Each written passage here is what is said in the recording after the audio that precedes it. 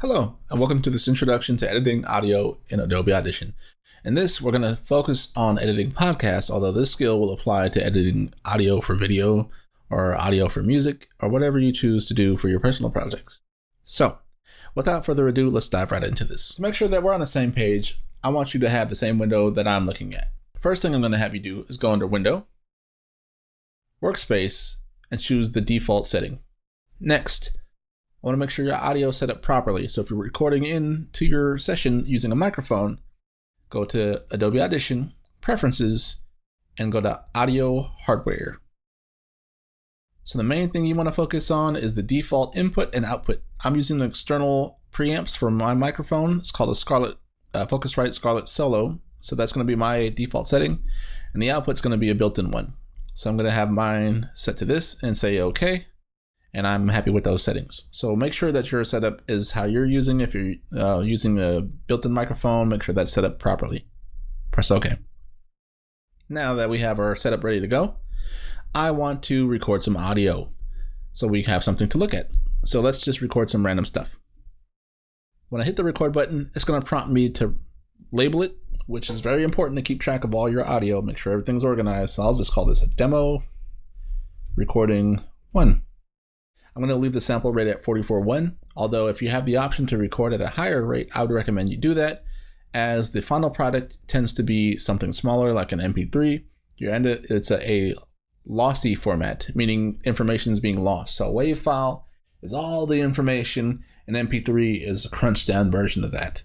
So picture going from a very high quality image to something more pixelated. You lose some of that information. So you want to start off with the highest quality you can. So I'll just leave mine for this example at 44.1. Since it's just my voice, I'll leave it as mono. And when I'm all happy with that, I'll press OK.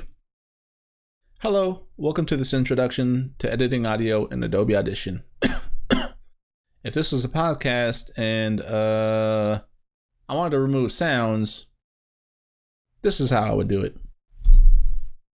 So now that I have my recording, you can see it's in this little window here. You can see this waveform. So this essentially shows you the amplitude of your audio. It gives you a layout. On the right side, it'll show you in decibel levels how quiet or loud your recording was.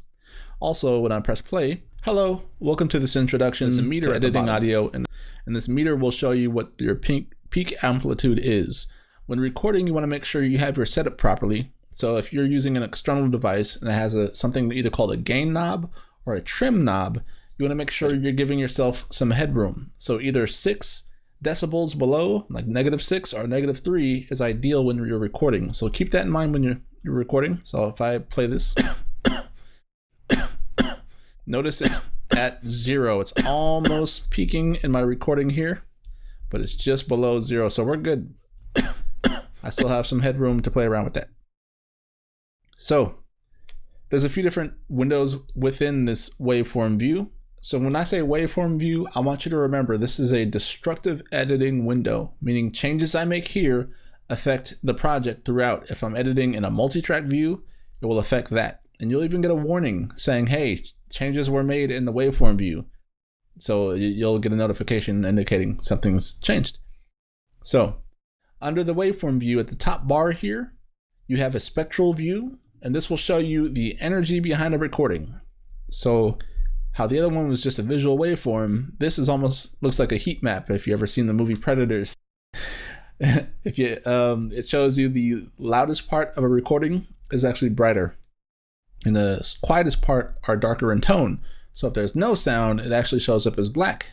There's no sound in this area. So keep that in mind. So with this view, some of the other tools are enabled now. These are all selection tools. You have a time selection tool, which allows me to select a whole chunk within that whole spectrum. On the right now, you can see different frequencies that are being affected in this, that are in this recording. You have a marquee selection tool, so this will allow me to select a certain chunk of it. So if I hit play, you'll actually hear just the frequencies. Instead of the whole thing, you're just hearing this small selection. You have a lasso tools, essentially the same thing, but gives you more ability to fine tune your selection. You have a paintbrush tool, which is almost the same thing as well. It allows you to kind of fine tune what your selection is. So if I hit play, It's only going to play those parts I have selected. Oops, let me redo that. And lastly, just like in Photoshop, you have this spot healing tool. So if there's troublesome areas, so say there's a pop or a click, I can either delete that, or if it's a troublesome noise, let's say for instance, I recorded outside and there's a fire truck that drove by, you'll hear the sirens blaring. Those all land within a specific frequency. So I can actually select just those sounds, and what Adobe Audition is going to do is it's going to take information from the surrounding audio and try to fill in that blank. So right next to the spectral view is this pitch display. So this will show you which key something is in. So just like I said for that example, if a fire truck drove by, I can see, for instance, what key it's in. I can make my selection and address it that way. So I'll go back into my regular waveform view. So those are the tools at the very top available in this window. You have an option to zoom in horizontally using this bar up top, or there's also these magnifying glasses where you can zoom in horizontally or vertically on the bottom here. You can also reset everything either by pressing this button here or this one at the very top, and that will reset all the vertices to its default settings so you can see everything within your recording. You have your play button, stop button, rewind, fast forward, and your record button. This button here will enable it to loop play. So it's going to keep playing it over and over. And if I toggle that off, it'll just play once. If this was a podcast, in addition to that, there's this button up here that you might use pretty often when editing a podcast.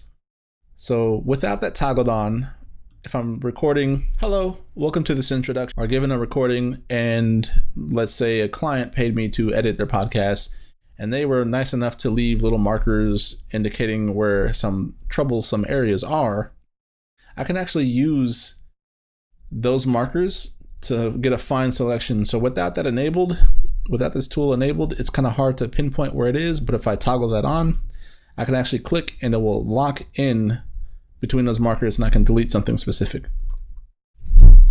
So in Adobe Audition, there's something I don't know if you saw happen when I deleted this. There's two things actually. One, when I deleted it, everything to the right shifted over to the left. Secondly, the duration of the recording got smaller. So I'm gonna undo it, look at these numbers over here, and then I'll redo it. See, it got shorter.